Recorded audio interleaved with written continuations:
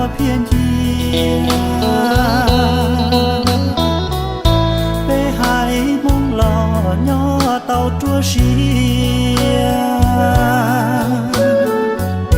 ra tia sau trong mong chờ tàu lia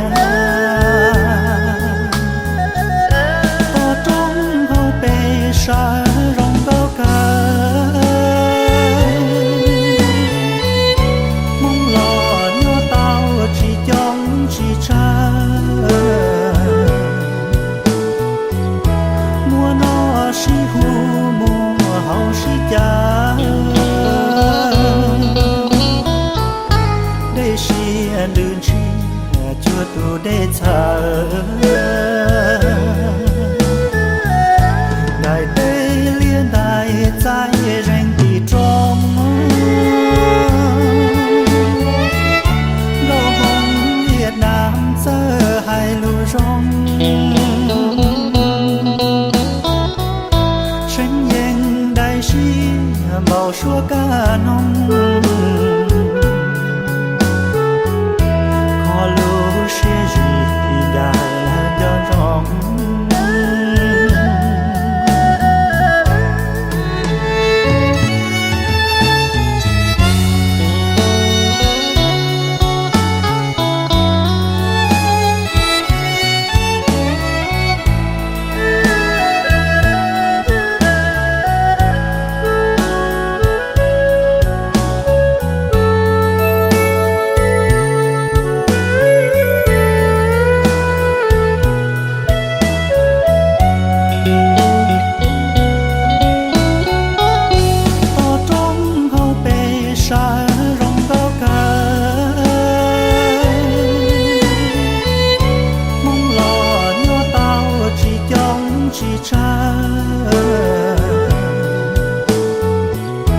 mua nó si hu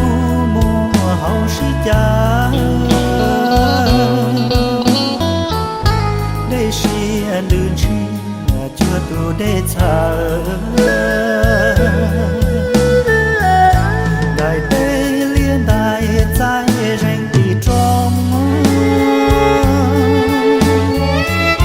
gấu hồng Việt Nam giờ hai lũ rong